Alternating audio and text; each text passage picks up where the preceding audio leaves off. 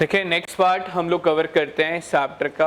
3 part हम cover करेंगे। Spectroscopy क्या होती है, अब्जॉर्प्शन, एमिशन और लाइन स्पेक्ट्रा क्या होते हैं, हाइड्रोजन स्पेक्ट्रा के बारे में पढ़ेंगे, and Bohr theory, D Broglie wavelength and Heisenberg uncertainty principle.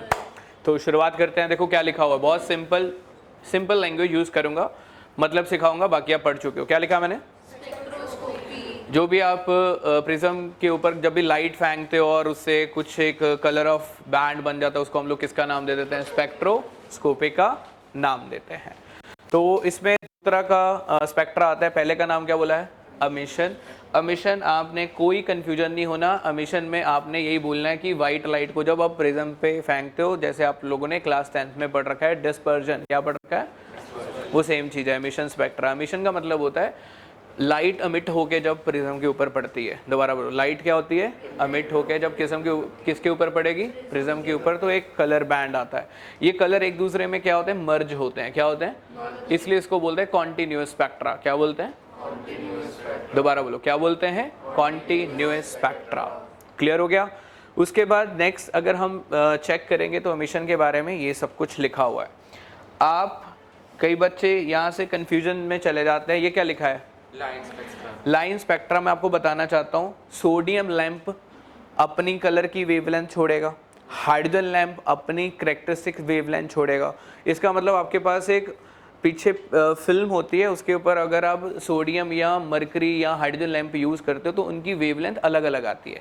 तो इसको समझने का सही तरीका है, जैसे हर बंदे का फिंगरप्रिंट क्या होता है? अलग होता है। इस तरह हर एक एलिमेंट का लाइन स्पेक्ट्रा क्या होता है? अलग अलग होता है, क्योंकि वो डिफरेंट कलर की वेवलेंथ क्या करता है? अमिट करता है। तो हमने हर एलिमेंट 118 एलिमेंट के स्पेक्ट्रा बनाए हुए हैं, तो हमें उसकी वेवलेंथ को हमने डाटा रिकॉर्ड करके रखा हुआ है। बाद में हम किसी भी एलिमेंट का अगर आइडेंटिफिकेशन करना चाहते हैं, मशीन में लगाते हैं, उसका लाइन स्पेक्ट्रा चेक करते हैं, जिस स्पेक्ट्रा के साथ वो मैच करता है वो एलिमेंट हमारे पास क्या हो जाता है? आइडेंटिफाई हो जाता है। ये मतलब है। और क्वेश्चन आता है लाइन स्पेक्ट्रा क्या हेल्प करता है? एलिमेंट को डिटेक्ट करने में हेल्प करता है। एलिमेंट को क्या करने में हेल्प करता है? डिटेक्ट करने में हेल्प करता है। उसके बाद देखो यहाँ पे एक और शब्द लिखा हुआ है, एब्जॉर्प्शन स्पेक्ट्रा। क्या लिखा है? मैं आपको बताना चाह रहा हूँ, मान लीजिए एब्जॉर्प्शन स्पेक्ट्रा है, आप व्हाइट लाइट को फेंक रहे थे प्रिज्म के ऊपर और 7 कलर आ रहे थे, विबग्योर बन रहा था, बट आपने उस व्हाइट लाइट को सोडियम क्लोराइड के बीच में डाल दिया, सोल्यूशन में के पास कर दिया। सोडियम क्लोराइड क्या करेगा? सोडियम वाली वेवलेंथ को एब्जॉर्ब कर लेगा। सोडियम वाली वेवलेंथ को क्या कर लेगा? एब्जॉर्ब। इसका मतलब अब विबग्योर वाले में जो येलो कलर की लाइट आ रही थी, उसमें से कुछ लाइनें क्या हो जाएंगी? मिस हो जाएंगी, क्योंकि उसको किसने एब्जॉर्ब कर लिया? सोडियम ने। तो वो वाली लाइट मिस होकर उनकी जगह पे डार्क लाइन आ जाएंगी। क्या आ जाएंगी? इसका मतलब वो वाली वेवलेंथ क्या हो चुकी है? एब्जॉर्ब हो चुकी है। बस बात खत्म। इसको क्या बोलते हैं? Absorption spectra. अगर मैं सिंपल भाषा में बात करूं, ध्यान से समझना, सिंपल भाषा में बात करूं, एमिशन स्पेक्ट्रा का मतलब व्हाइट लाइट फॉल करा, 7 कलर आ गए। लाइन स्पेक्ट्रा, हर एक एलिमेंट का अपना ही कैरेक्टरिस्टिक वेवलेंथ होता है जो स्पेक्ट्रा के ऊपर देखा जाता है। एब्जॉर्प्शन स्पेक्ट्रा का मतलब आप व्हाइट लाइट को पहले सोडियम क्लोराइड के बीच में से पास कर रहे थे, सोडियम क्लोराइड ने सोडियम वाली लाइट की जो वेवलेंथ है उनको सभी को क्या कर लिया? क्योंकि जैसा सोल्यूशन होता है वो जो कलर एमिट करता है वही कलर वो क्या करता है? एब्जॉर्ब भी कर रहा है। तो ये क्लियर हो गया सारा पिक्चर। तो उसके बाद आपके पास यहाँ पे ध्यान से समझने वाला पॉइंट ध्यान करना, क्या लिखा हुआ है मैंने? Emission spectra of hydrogen. यही वाला एक पूरा टॉपिक है जिसके ऊपर क्वेश्चन भर भर के आते हैं। हम कुछ नहीं कह रहे, हम कह रहे हैं कि हम ना एमिशन स्पेक्ट्रा का मतलब करते क्या है, हम हाइड्रोजन को ना क्योंकि आपने पढ़ रखा है जो हाइड्रोजन है वो एक तरह से स्टेबल नहीं है, वो बहुत ज़्यादा क्या है? रिएक्टिव है ना। एटम स्टेबल नहीं होते, एटम क्या होते हैं? रिएक्टिव होते हैं। तो हम H2 मॉलिक्यूल को तोड़ते हैं, एटम में जाते हैं तो वो एक्साइट हो जाता है, फिर वो अपने ग्राउंड लेवल पे एनर्जी आने की कोशिश करता है। बस वो जहाँ जहाँ पे आ रहा है हम उसकी कैरेक्टरिस्टिक वेवलेंथ को फॉलो अप कर लेते हैं। आप ये समझ के चलो, ये क्या लिखा मैंने? N1 के साथ देखो मैंने क्या लिखा है? Lyman series. क्या लिखा है? नीचे मैंने फिर टेबल बना दिया। इस तरह N2 होता है, उसमें कौन सी सीरीज आती है? Balmer series. कौन सी सीरीज? हम इस एमिशन स्पेक्ट्रा का यूज़ करके, दोबारा बोल रहा हूँ, किसका यूज़ करके? एमिशन स्पेक्ट्रा का यूज़ करके हम इस लाइन की क्या कैलकुलेट कर सकते हैं? बोलो, वेवलेंथ। क्या कैलकुलेट कर सकते हैं? उसके लिए मैंने एक फॉर्मूला जनरेट कर दिया, बट उससे पहले मैं आपको सीरीज बताना चाह रहा हूँ। पहली सीरीज का पीछे रिस्पॉन्ड करो, पीछे बोल दे चलो, क्या है? दूसरे का फिर पास्चन, फिर ब्रैकेट फिर पी फंड, तो इसकी वैल्यू 1 2 3 4 5 के कॉरेस्पॉन्डिंग होती है। उससे n2 की वैल्यू एक ज़्यादा लो, अगर इसकी वैल्यू 1 है तो इसकी क्या होगी 2 3 4, इसकी 2 है तो इसकी वैल्यू होगी, इसकी 3 है तो 4 5 6, 4 है तो 5 6 7, 5 है तो, इनका रेंज आता है। पहले वाले का रेंज कौन सा आ रहा है यूवी, दूसरे वाले का रेंज कौन सा आ रहा है विजिबल, बाकी सभी का क्या आ रहा है। हमें सिर्फ कौन सी लाइन दिखती है बोलो बाल्मर, क्योंकि इसका रेंज कौन से रेंज में लाई कर रहा है विजिबल। इसके लिए दो छोटे छोटे क्वेश्चन आते हैं। पहला छोटा सा छुटकू सा क्वेश्चन इसको मैं बोलता हूँ, अगर आपको possible number of transition line बताना है, दोबारा बोलो क्या बताना है, possible number of transition line, तो इसका फॉर्मूला बोलो क्या है, n2 minus n1 n2 minus n1 plus 1 divided by 2। n2 का मतलब हायर लेवल, n1 का मतलब लोअर लेवल, जहां से ट्रांजिशन हो रही है आप टोटल पॉसिबल ट्रांजिशन लाइन बता सकते हो। बच्चों को बोला जाता है, कई बुक में ये वाला फॉर्मूला लिखा होता है n into n minus 1/2, one in the same thing. आप एक ही फॉर्मूला रिटेन रखो, एक हायर लेवल और एक कौन सा लेवल, लोअर लेवल। उसके बाद आप लोगों को जैसे उसने क्वेश्चन पूछ लिया कि मैं 6 से 1 पे जाना चाह रहा हूँ, किससे जाना चाह रहा हूँ 6 से 1 में, आप फॉर्मूला लगा दो n2 minus n1 n2 minus n1 plus 1 divided by 2, अपने आप ऑटोमेटिकली आंसर कितना आ जाएगा 15 आ जाएगा। कितना आ जाएगा 15। बट कभी भी अगर उसने शब्द नहीं लिखा total number of transition line बताओ, अगर उसने बोला लाइमन बताओ, क्या बताओ, तो आपको भी बना के बनानी है। लाइमन का मतलब सारी ऊपर वाले से कहाँ पे फॉल करनी चाहिए 1 पे। तो मान लो मैं आपको बोलूँगा 3 से n2 3 है, n1 कितना है 1 है, टोटल नंबर ऑफ लाइमन बताओ, तो लाइमन कौन कौन सी आएगी 3 से 1 2 से 1, तो कितनी आंसर आएगा 2। एक 5 है और एक है 2, एक 5 है और एक क्या है, और आपको बोलूँ मैं बाल्मर सीरीज बताओ, तो 5 से 5 पे कहाँ पे लेके आओगे 2 पे, फिर 4 से 2 पे, फिर 3 से 2 पे। तो अगर ऐसा लाइन पूछ स्पेसिफिकली पूछे लाइमन बताओ बाल्मर बताओ, उसके लिए कोई फॉर्मूला नहीं है, आपको खुद डायरेक्ट बताना पड़ेगा। फॉर्मूला है बट वो क्वेश्चन को अगर उसने मॉडिफाई कर दिया तो आप फंस सकते हो, तो मैंने सिंपल बोला बना के देख लो। Clear, okay. तो पहला क्वेश्चन इसका ये वाला कवर हो गया। सेकेंड क्वेश्चन देख लो आपके पास क्या पूछा जाता है। ये एक फॉर्मूला है, ये फॉर्मूला रिटेन करो। क्या लिखा मैंने, वेव नंबर, बोलो क्या लिखा, किसके बराबर है बोलो 1 बाय लैम्डा, किसके बराबर है r z square 1 by n1 square minus 1 by n2 square. कुछ भी नहीं है इसमें, n2 आपको नॉन है, n1 की वैल्यू पता है, z का मतलब होता है एटॉमिक नंबर, क्या होता है r की वैल्यू हमें रिडबर्ग कांस्टेंट है, इसकी वैल्यू दो तरीके से आपने याद करनी है। पहली वैल्यू याद करनी है 1.09, क्या याद करनी है, कैलकुलेशन में आप इसको 1.1 लेके सॉल्व कर सकते हो। दूसरा r की वैल्यू, और एक आपको 1/r की वैल्यू मालूम होनी चाहिए, किसकी 1/, इसकी वैल्यू कितनी आती है 0.911 इंटू 10⁻⁻⁷। अगर आप इसको नैनोमीटर में कन्वर्ट करना चाह रहे हो, किस में कन्वर्ट करना चाह रहे हो, तो इसको 10⁻9 से क्या कर दिया करो लास्ट में मल्टीप्लाई, 10⁻9 से क्या कर दिया करो मल्टीप्लाई, क्योंकि नैनो को जब मीटर में खोलते हो तो 10⁻⁻9 आता है, और मीटर को जब नैनो में कन्वर्ट करते हो तो 10⁻9 आता है, पॉजिटिव 9 आता है। देखो इसमें क्या दिक्कत है, वेव नंबर का फॉर्मूला आपको मैं बोलूँगा मेरा इलेक्ट्रॉन 3 से 1 पे है, 3 से किस पे जा रहा है 1 पे, तो 3 से 1 में n2 हमेशा बड़ा होगा, तो 3 ये हो गया, ये क्या हो गया 1 हो गया। हाइड्रोजन एटम है तो उसके लिए z की वैल्यू कितनी होगी 1, r की वैल्यू पता है लैम्डा निकाल दो, आंसर आ जाएगा। हीलियम आयन बोलूँगा, क्या बोलूँगा, उसके लिए z की वैल्यू क्या हो जाएगी 2। लिथियम आयन बोल दूंगा, उसके लिए z की वैल्यू क्या हो जाएगी 3। ये जो फॉर्मूला मैंने स्पेशल मार्क करके लिखा है, वैलिड ऑन कितने इलेक्ट्रॉन सिस्टम 1 इलेक्ट्रॉन सिस्टम। दोबारा बोलो कौन सा इलेक्ट्रॉन, इसलिए मैंने लिख दिया कि ये फॉर्मूला हाइड्रोजन के लिए वैलिड है, हीलियम आयन के लिए वैलिड है, लिथियम आयन के लिए वैलिड है, बेरिलियम आयन के लिए वैलिड, क्योंकि सभी में नंबर ऑफ इलेक्ट्रॉन चेक कर लो कितने आ रहा है, किसी में अगर इलेक्ट्रॉन 1 नहीं आ रहे तो ये फॉर्मूला वैलिड नहीं है। और z की वैल्यू हाइड्रोजन के लिए बोलो कितनी होती है 1, हीलियम के लिए 2, लिथियम के लिए 3, बेरिलियम के लिए 4, करेक्ट। अब कई बार ये लैंग्वेज के साथ खेला जाता है, how to choose the value of n1 and n2। Electron goes from level 2 to level 1, simple भाषा बोल रहा है, n2 2 हो जाएगा और n1 कितना हो जाएगा 1। Electron goes from level 3 to Lyman series, Lyman series के लिए n1 कितना हो जाएगा 1 और 3 से जा रहा तो ऐसे हो गया।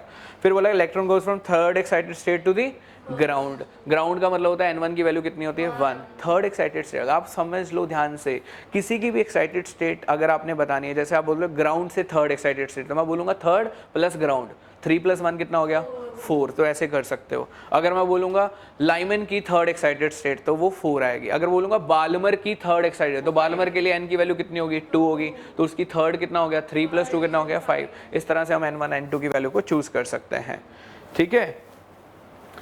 उसके बाद ये बहुत प्यारा पॉइंट आता है, शॉर्टेस्ट वेवलेंथ और क्या आता है, लॉन्गेस्ट वेवलेंथ। शॉर्टेस्ट वेवलेंथ का मतलब मैं आपको बता दूं, छोटी वेवलेंथ। इसके लिए छोटी वेवलेंथ का मतलब एनर्जी डिफरेंस क्या होना चाहिए, ज़्यादा होना चाहिए। एनर्जी डिफरेंस क्या होना चाहिए, ज़्यादा। एनर्जी डिफरेंस तभी ज़्यादा होगा जब उसने बोला shortest wavelength of Lyman series. Lyman के लिए n1 कितना है 1 और n2 कितना हो जाएगा इन्फिनिटी। जब वो लॉन्गेस्ट की बात करेगा तो एडजेसेंट लेवल, कौन सी, तो लॉन्गेस्ट वेवलेंथ के लिए लाइमन के लिए n1 की वैल्यू कितनी आ गई 1 और n2 की वैल्यू 2, क्योंकि n1 का एडजेसेंट कौन है 2 है। तो शॉर्टेस्ट और लॉन्गेस्ट के लिए इस तरह का यूज़ किया जाता है। एक टर्म और आती है लिमिटिंग लाइन, क्या आती है, उसमें n2 को इन्फिनिटी मानना है। क्या मानना है, लिमिटिंग लाइन का मतलब जहाँ पे लिमिट आके खत्म हो जाती है। तो फाइनल लिमिट कहाँ पे आके खत्म होती है, जब n2 क्या होता है इन्फिनिटी होता है। और 1 बाय इन्फिनिटी किसके बराबर होता है, 0 के बराबर होता है। उसके बाद देखो छोटे छोटे क्वेश्चन है, इसमें मैं ज़्यादा कुछ कर नहीं सकता हूँ।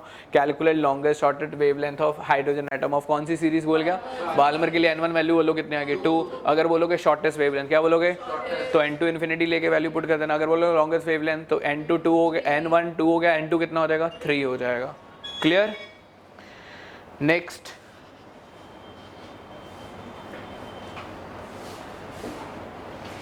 जनरल क्वेश्चन है,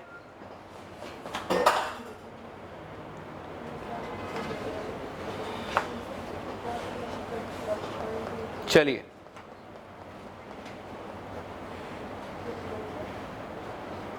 बहुत प्यारा पॉइंट है ये, पॉइंट बहुत प्यारा है, ध्यान से समझना। इस पॉइंट में देखो क्या कह रहा है वो, इस पॉइंट में ये कह रहा है कि आपके पास 1 2 3 है।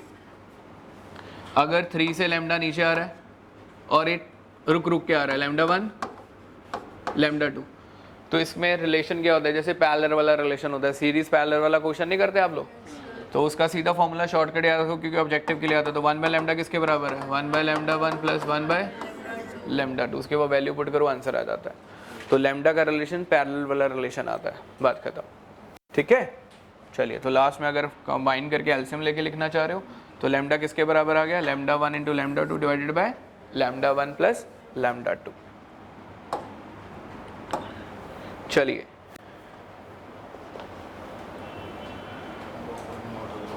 ध्यान से सुनना, अभी कौन सा मॉडल है, बोहर मॉडल। आपको 4 चीज़ें देता है, आपको इसको लगानी आनी चाहिए। पहली चीज़ ये देता है कि भाई साहब इलेक्ट्रॉन की एनर्जी सेम रहती है, ये चेंज नहीं होती, हर लेवल में एनर्जी सेम रहती है। इसने एनर्जी का फॉर्मूला साथ ही में दे दिया कि अच्छा एनर्जी सेम रहती है, चलो फॉर्मूला बनाते उसका क्या होगा, ये इसने फॉर्मूला दे दिया।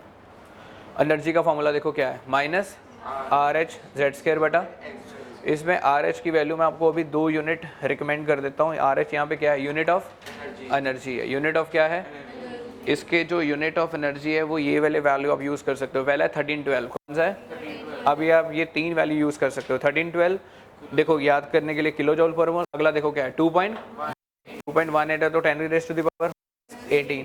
अगला 13.6 इलेक्ट्रॉन वोल्ट पर एटम। ये तीनों वैल्यू RH की वैल्यू है।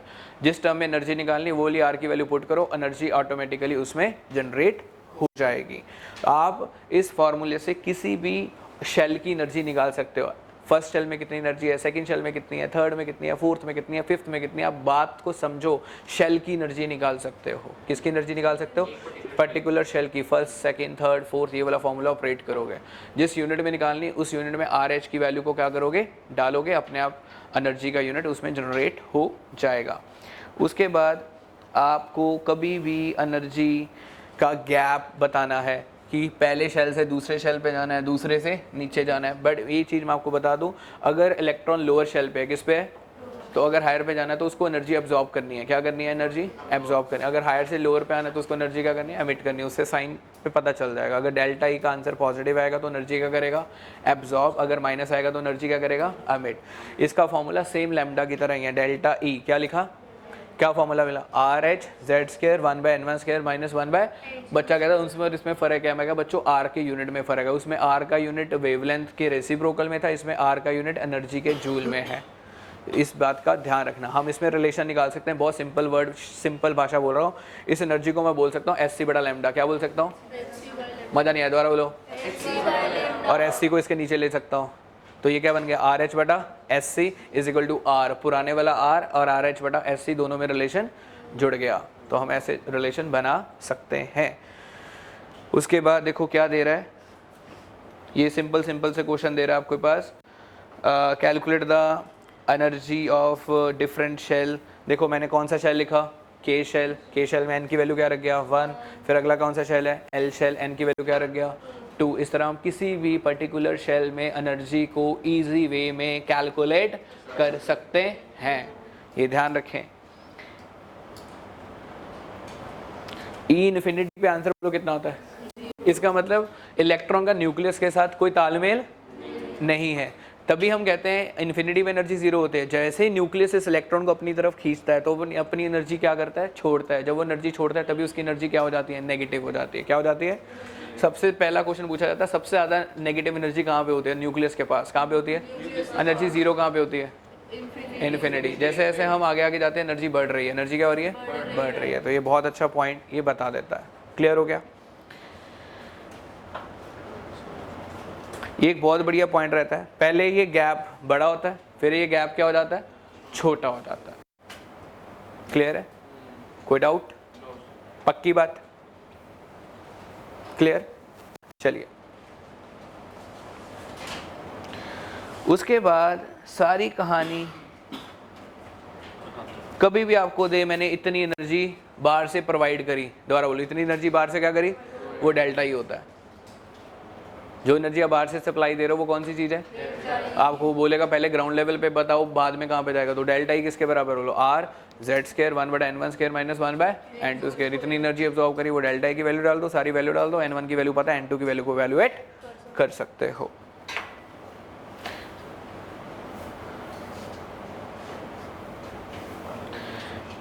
यहाँ पे बच्चा दिक्कत क्रिएट करता है। क्या लिखा मैंने, मैं बच्चों को बोलता हूँ आयनाइजेशन एनर्जी कुछ नहीं है, नेगेटिव ऑफ ई एन है। बोलो क्या है, नेगेटिव ऑफ ई एन। मतलब मान लो किसी पर्टिकुलर ग्राउंड स्टेट पे एनर्जी है -1312, कितनी है माइनस, अब बाहर से कितनी एनर्जी दोगे कि वो जीरो हो जाए, प्लस में 1312, तो माइनस ई एन कर दो। ई एन ऑलरेडी नेगेटिव होता है, उसके आगे एक क्या लगा दो, माइनस लगा दो, तो वो एनर्जी किस में चेंज हो जाएगी, पॉजिटिव में चेंज हो जाएगी। तो ये देखो मैंने फॉर्मूला बनाया, आयनाइजेशन एनर्जी बच्चों को याद कराया जाता है जिस ऑर्बिटल में निकालनी है, first second third, E infinity minus E N. Infinity हमेशा क्या होगा, जीरो, क्योंकि आयनाइजेशन का मतलब होता है इलेक्ट्रॉन न्यूक्लियस के उसके पॉइंट से निकाल के कहाँ पे लेके जाना है, इन्फिनिटी पे लेके जाना है। तो आप सीधा भी याद करते हो ionization energy positive value R S Z square बटा एन स्क्वायर के बराबर होती है। एनर्जी वाला कॉन्सेप्ट क्लियर हो गया। उसके बाद यहाँ पे देखो क्या लिखा है, हाउ टू कैलकुलेट द, क्या लिखा है, बोहर का रेडियस। बोहर का रेडियस के लिए एक ही फॉर्मूला जनरेट करके रखा मैंने, बोलो फॉर्मूला कौन सा है, 0.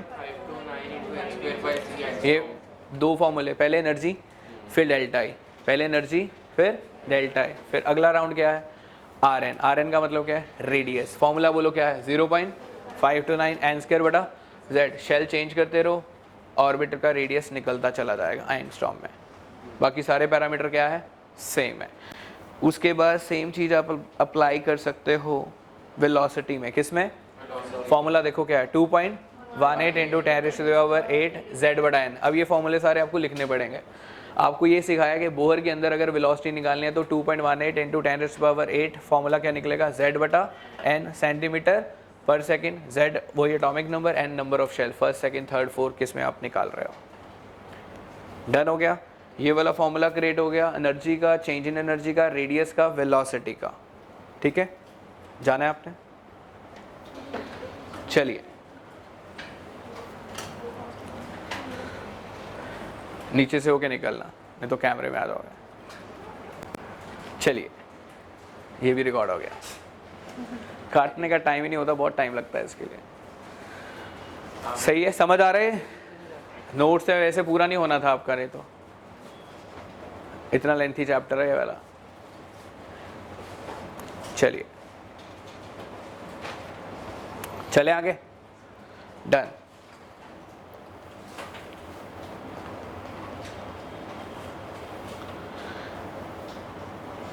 देखो ये जनरली आपको अगर मालूम हो,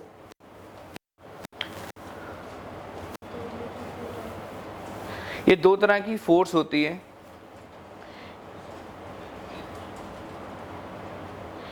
दो तरह की फोर्स होती हैं, जैसे इलेक्ट्रॉन को न्यूक्लियस के बीच में पकड़ के रखती है। एक होती है सेंट्रीपिटल, क्या होती है? जो उसको अंदर की तरफ खींचती है। एक होती है सेंट्रीफ्यूगल, जो उसको बाहर की तरफ। ये दोनों फोर्स एक दूसरे को क्या करती हैं? बैलेंस करती है, जिसकी वजह से वो उसके साथ कनेक्ट रहता है। ठीक है, तो उसका डेरिवेशन तो नहीं आने वाला आप लोगों को। ये फॉर्मूले सीधे हम लोग खा सकते हैं, यहाँ पे फॉर्मूले मैंने डायरेक्ट लिख दिए। ये फॉर्मूले डायरेक्ट आने के चांसेस रेयर होते हैं, बट आप फिर भी लिख लीजिए। क्या लिखा मैंने? और क्या लिखा? फिर क्या लिखा? वैसे तो यही यूज़ होना है। फॉर्मूला क्या यूज़ होगा? जो मैं ऐसे करके याद करा देता हूँ। पोटेंशियल एनर्जी डबल होती है टोटल एनर्जी के, और टोटल एनर्जी नेगेटिव होता है किनेटिक एनर्जी के।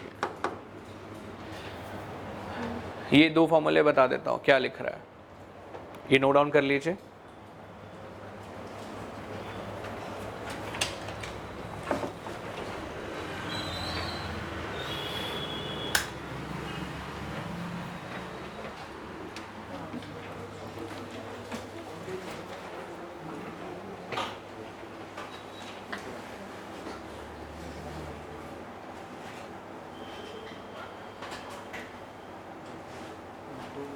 चलिए,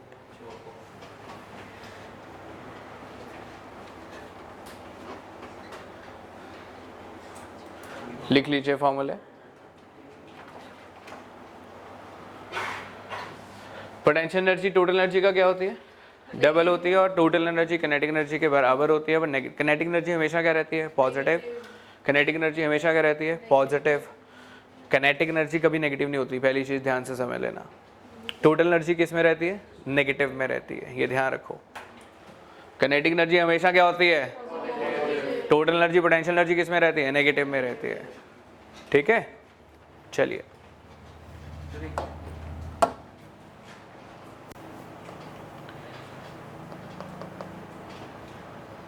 ये मैंने रिलेशन बता दिया था आर और आर एच का। क्या रिलेशन था ये? उसमें लैम्डा वाले में था और ये एनर्जी वाले में था। तो आर किसके बराबर है होता है? आर एच बटा एस सी। दोबारा बोलो, किसके बराबर है? ये निकाल सकते हो। अब थोड़ा सा कॉन्सेप्ट ध्यान से एक बार समझ लीजिए। एक इसने और पोस्टुलेट बताया था बोहर ने, वो कौन सा था? Angular momentum. कौन सा? किसके बराबर होता है? NH/2π। बट मैं एक चीज बच्चों को लिखवाता हूँ, मैं कहता हूँ इसके नीचे भी n लिख दिया करो, क्योंकि ये वाला जो रिलेशन वो आपसे पूछता है, उसमें जानबूझ के बोहर का रेडियस डाल देता है। किसका रेडियस डाल देता है? बोहर का रेडियस। तो आप अगर इसको और मॉडिफाई करोगे तो ये निकलेगा R0 n² बटा z। फिर क्वेश्चन कई बार पूछता है आप लोगों से, तो ये बहुत अच्छी चीज़ है, काफ़ी बच्चे स्किप करते हैं। वैसे तो ये फॉर्मूला याद रखो, कई बार ये आंसर आपको in terms of Bohr radius में पूछता है, तो फिर आपको Rn को खोलना पड़ेगा। R0 को कैसे खोलोगे? Rn को R0 n² बटा z। ठीक है, चलिए बढ़े आगे। डन। आगे देखो कौन सी वेवलेंथ है, बोलो। अरे अरे अरे, कौन सी वेवलेंथ? बस खत्म होने वाला। लैम्डा का फॉर्मूला बोलो क्या है? एम वी को क्या बोलते हैं? पी। पी को क्या बोलते हैं? Linear momentum. क्या बोलते हैं? तो डी ब्रॉगली वेवलेंथ एक ऐसी वेवलेंथ है जो डुअल नेचर एक्सप्लेन करती है। वो कहती है कि दोनों बिहेवियर होते हैं, कोई भी मैटर, उसमें पार्टिकल भी होता है और उसमें क्या होता है? वेव भी होता है। तो पहला फॉर्मूला लैम्डा किसके बराबर होता है? बोलो, h बटा एम वी के बराबर होता है। ठीक है, इससे बहुत सारे फॉर्मूले जनरेट होते हैं। आप किनेटिक एनर्जी के साथ भी इसको डील कर सकते हो। तो इसको बनाने का फॉर्मूला देखो, किनेटिक एनर्जी का फॉर्मूला क्या होता है? Half M we square. 2 को इधर ले गया, या सीधे लिख दो, m से मल्टीप्लाई डिवाइड कर दिया, ये एम वी का होल स्क्वायर हो गया, और उसकी जगह मैंने p डाल दिया। क्या डाल दिया? तो p का स्क्वायर की वैल्यू ये आ गई। तो अगर हम टेकिंग स्क्वायर रूट लेंगे तो ये आ गया। तो हमारे पास नेट रिजल्ट ये निकल रहा है किनेटिक एनर्जी में लैम्डा का फॉर्मूला। लैम्डा का फॉर्मूला ये नोट डाउन कर सकते हो, क्या है? Lambda is equal to h/√2m kinetic energy. दोबारा, लैम्डा का क्या फॉर्मूला है? h/√2m kinetic energy. Kinetic energy देगा, डी ब्रॉगली वेवलेंथ शब्द बोलेगा तो अब ये वाला फॉर्मूला अप्लाई कर देना। अब आपने ये भी पीछे मेरे से पढ़ा हुआ है किनेटिक एनर्जी। क्या पढ़ा है? स्टॉपिंग पोटेंशियल के बराबर होती है। किसके बराबर होती है? तो आप ये वाला फॉर्मूला भी यूज़ कर सकते हो, इलेक्ट्रॉन वोल्ट। बट इसको यूज़ करने के लिए पहले आपको इसको जॉउल में कन्वर्ट करना पड़ेगा, तभी जाके लैम्डा आपका मीटर में निकलेगा। वैसे रिलेशन अगर पूछा गया तो एक्सेप्टेबल, अगर न्यूमेरिकल आ गया तो आपसे बोलेगा 35 इलेक्ट्रॉन वोल्ट, तो पहले 35 इलेक्ट्रॉन वोल्ट को किसमें करना पड़ेगा? जॉउल में। तो अब ऐसे यूनिट में फॉर्मूला खोलना पड़ेगा, ठीक है। अगर सिंपल फॉर्मूला आता है तो आप किनेटिक एनर्जी की जगह स्टॉपिंग पोटेंशियल वाली वैल्यू पुट कर दो, आंसर डायरेक्ट निकल जाएगा। ये बहुत बढ़िया वाली चीज बता गया। कहता है किसी भी ऑर्बिट में जब इलेक्ट्रॉन घूमता है तो वेव लाइक घूमता है। तो ऑर्बिट का सरकमफ्रेंस क्या बोला? 2πr, और इसको बोलते हैं 1 लैम्डा, क्या बोलते हैं? तो ऐसे पता नहीं कितनी सारी होंगी, तो मैंने साथ में क्या लिख दिया? तो याद रखो जो सरकमफ्रेंस होता है वो किसके बराबर होता है? बोलो n लैम्डा के बराबर होता है। बच्चा स्किप मारता है, उसको समझ नहीं आता है फॉर्मूला क्या है। कुछ नहीं, ऑर्बिट का सरकमफ्रेंस 2πr, उसको कितनी वेवलेंथ से कवर किया जा रहा है? n से किया जा रहा है। बस इसी का यूज करके हम बोहर का पोस्टुलेट निकाल सकते हैं। इसका यूज करके हम क्या निकाल सकते हैं? बोहर का पोस्टुलेट। आपने कहना 2πr किसके बराबर है? बोलो n। बस आपने इसमें डी ब्रॉगली वेवलेंथ यूज करनी है। क्या यूज करनी है? डी ब्रॉगली वेवलेंथ होती है h/mv। यहाँ पे पुट करो 2πr, इधर आ गया, देखो बोहर का पोस्टुलेट डिराइव हो गया, mv r = nh/2π। तो बोहर को खुद को नहीं पता था कि ये वाला जो पोस्टुलेट की वजह से उसकी थ्योरी सही हो रही थी। बात समझ गए? अगर आप बीच में बोहर के लिमिटेशन आप लोगों ने पढ़े हुए हैं, स्टार्क इफेक्ट मतलब इलेक्ट्रिक फील्ड लगाने से स्प्लिट हो जाना, जीमैन इफेक्ट मैग्नेटिक फील्ड लगाने से स्प्लिट हो जाना, और valid on 1 electron system, not valid on multi electron system. तो मालूम होना चाहिए इतनी छोटी छोटी चीज़ें। ये बहुत बढ़िया रिलेशन था। 2πr = n lambda. n का मतलब था नंबर ऑफ वेव्स। क्या था? नंबर ऑफ वेव, या उसको शेल नंबर बोल सकते हो। क्या बोल सकते हो? Shell number. अगर फर्स्ट शेल है तो नंबर ऑफ वेव कितनी होगी? 1। सेकंड शेल है तो नंबर ऑफ वेव कितनी होगी? 2। थर्ड शेल है तो नंबर ऑफ वेव कितनी होगी? 3। ये सीधा क्वेश्चन आता है, 4 शेल में नंबर ऑफ वेव कितनी आएगी? 4। 5 शेल में नंबर ऑफ वेव कितनी आएगी? करेक्ट।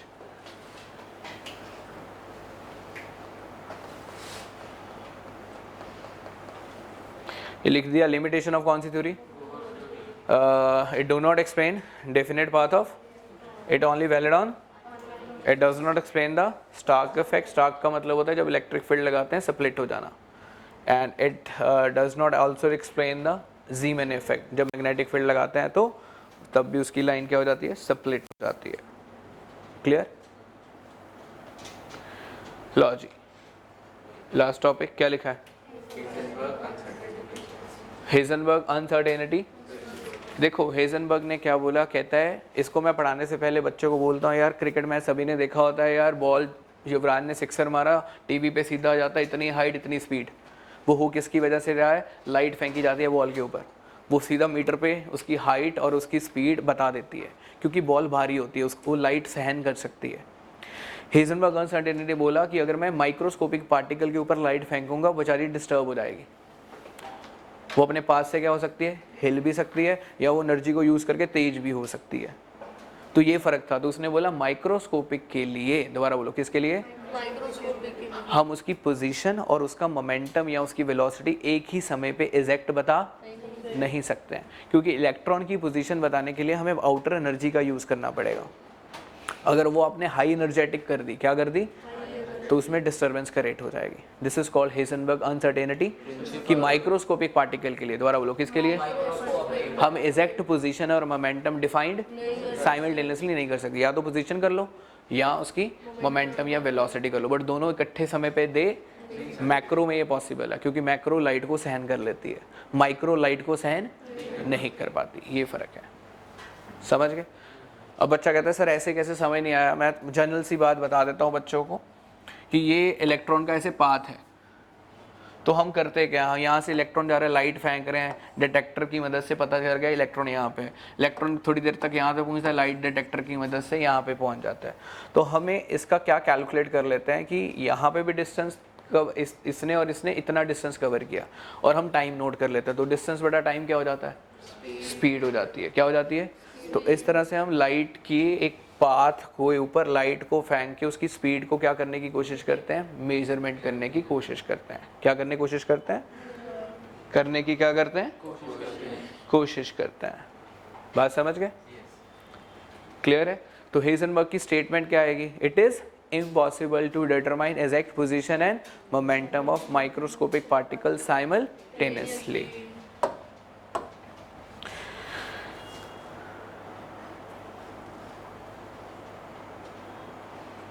मैथमेटिकल फॉर्मूला पकड़ लो, क्या है?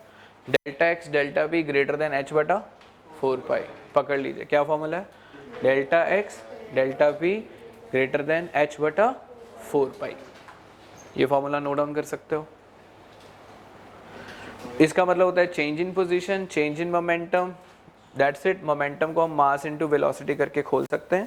मास कांस्टेंट होता है तो फॉर्मूला क्या आ गया? Delta X M into delta V H बटा 4 पाई। मैं बच्चों को फिर यहाँ पे क्वेश्चन बता देता हूँ। मैंने कहा यार एच बटा 4 पाई तो कांस्टेंट है, और इवन आपको इलेक्ट्रॉन पे लगाएगा तो उसका मास ऑफ इलेक्ट्रॉन भी क्या आ गया? कांस्टेंट आ गया। तो हम जनरली ऐसे वाली इक्वेशन को हम दो चीज़ों से कवर अप कर सकते हैं। पहली चीज़ मैंने आपको बताया, जैसे आप m को इधर लेके जाओगे h बटा 4 पाई m की वैल्यू फिक्स है। h बटा 4 पाई m की वैल्यू क्या है? फिक्स है। आप कैलकुलेटर से खुद निकाल के रख सकते हो। कितनी वैल्यू आ रही है? 0.058 इंटू 10 पावर, ये सारे कांस्टेंट है। तो आपकी टाइम कम हो गया क्योंकि आपको h बटा 4 पाई m की वैल्यू पता लग गई, 0.05 इंटू 10 पावर -3। बट अगर वो मास ऑफ इलेक्ट्रॉन नहीं लेगा, मास ऑफ इलेक्ट्रॉन नहीं लेगा, तो फिर h बटा 4 पाई की वैल्यू देख लेना। किसकी वैल्यू देख लेना? h बटा 4 पाई की वैल्यू देख लेना। कंफ्यूजन किस बात की हो रही है? अब ये सिंपल से शब्द यहाँ पे यूज करेगा। Electron is moving with velocity कितनी दे गया? 600 मीटर पर second, which is accurate up to कितने %? तो अब ये % उसके ऊपर लगा दो, उसको बोलेंगे चेंज इन वेलोसिटी आ गई।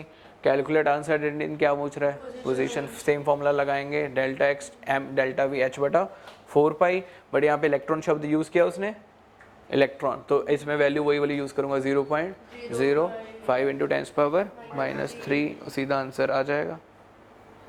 क्लियर है?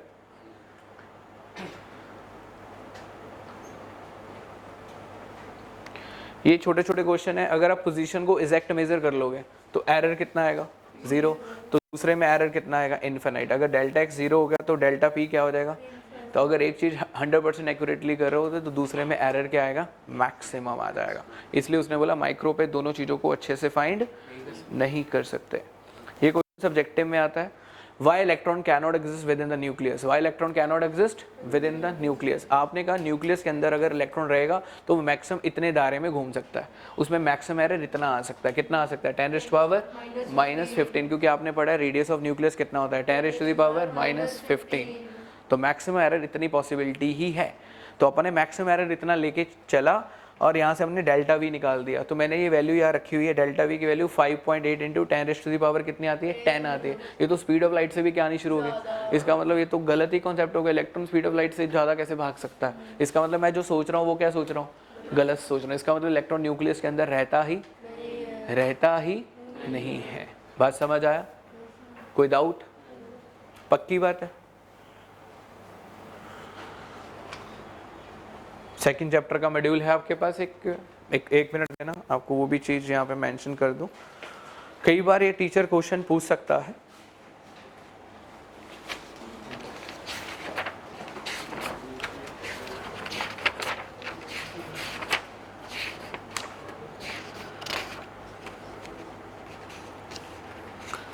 इतना नोट डाउन कर लीजिए।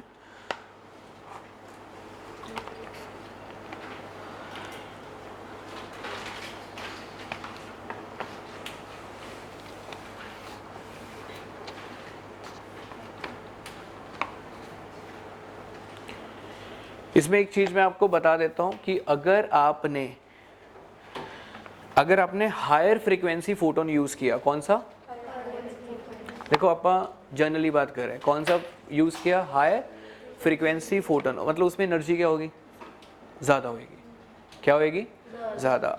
इसमें क्वेश्चन थ्योरेटिकल आ सकता है कि अगर आप इलेक्ट्रॉन को डिटरमाइन कर रहे हो, या तो आप लैम्डा को शॉर्ट रखो। लैम्डा को क्या रखा आपने? अगर लैम्डा शॉर्ट है, अगर लैम्डा क्या है? लैम्डा क्या है? शॉर्ट है, तो फ्रीक्वेंसी क्या हो जाएगी? हाई। अगर फ्रीक्वेंसी हाई होगी तो एनर्जी भी क्या हो जाएगी? एनर्जी बढ़ जाएगी, क्योंकि एनर्जी का पूरा लिंक किसके साथ है? फ्रीक्वेंसी के साथ है। इससे क्या होगा, अगर हाई एनर्जी यूज करी ना तो उसने क्या करनी है, change the velocity of electron, change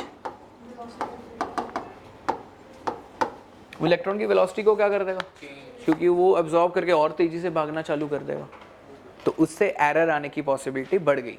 इससे क्या हो गया, momentum of the electron change हो गया। क्या हो गया, मोमेंटम ऑफ इलेक्ट्रॉन क्या हो गया, चेंज हो गया। मेरी बात को समझना, इसका मतलब अगर मैंने हाई फ्रीक्वेंसी यूज करी, क्या यूज करी, उससे ये तो समझ आ जाएगा इलेक्ट्रॉन कहाँ पे है, उसकी एग्जैक्ट पोजीशन समझ आ जाएगी, उसकी क्या समझ आ जाएगी, एग्जैक्ट पोजीशन समझ आएगी, बट उसकी वेलोसिटी में क्या आ जाएगा, एरर आ जाएगा। उसकी वेलोसिटी में क्या आ जाएगा, एरर आ जाएगा। बात समझ गए। तो आपसे बोला जाएगा अगर आपने पोजीशन को एक्यूरेटली फाइंड करना है, क्या, तो आपको क्या यूज करना पड़ेगा, हाई फ्रीक्वेंसी रेडिएशन।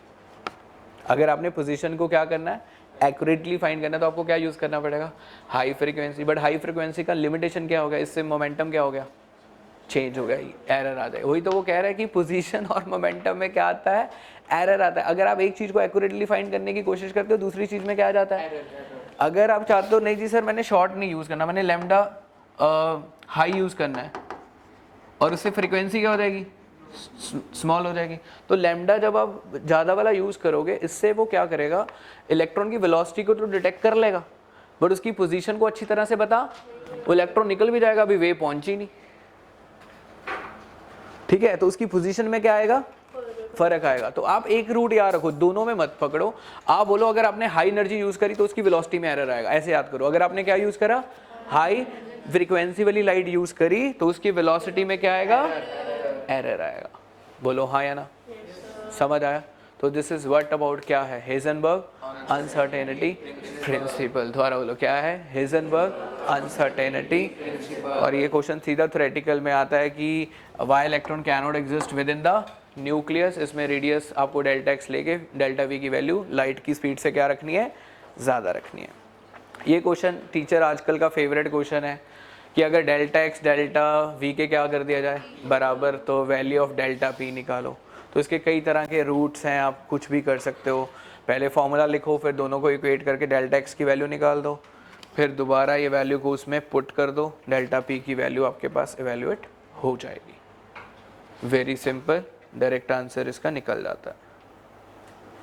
तो यहाँ तक आपका 80% चैप्टर क्या हो जाता है, कवर हो जाता है। क्लियर हो गया।